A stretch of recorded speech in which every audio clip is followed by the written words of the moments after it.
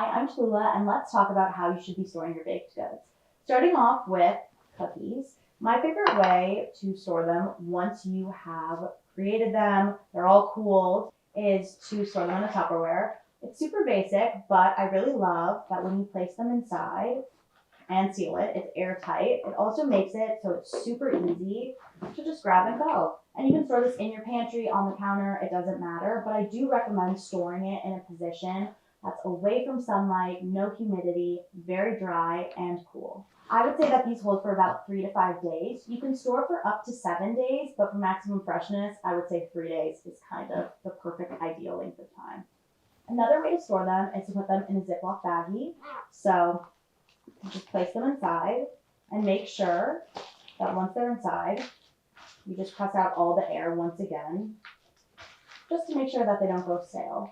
You can place these in the freezer, and then if you're still hungry later or you want a little bite, you can just put them in the oven, heat them up, or you can leave them in the fridge overnight just to defrost and have a fresh cookie. If you put them in the freezer in a Ziploc bag, they last for about 6 months to a year. I recommend 6 months kind of being the maximum point, but they will be totally fine for up to a year. If you're looking to store a cake, this is my favorite way to do it. You can store this at room temperature in the fridge or in the freezer.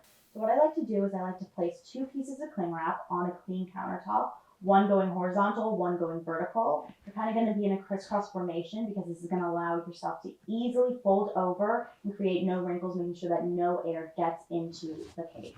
So what you do is you take your cake and you place it directly in the center. And based on whatever is on top, you just fold it up. So here we're going to go on the side. And then you're just going to fold it up and over.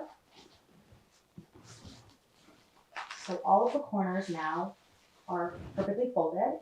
And then what I like to do is take another piece of cling film, just to ensure that you have no open edges.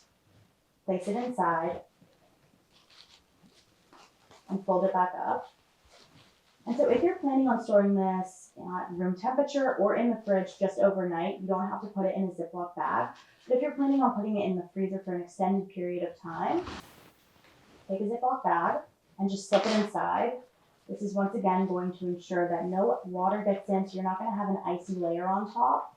And just make sure that you're not going to have any weird bubbles or staleness. You can also label it, which makes it easy for storage purposes. And there you go.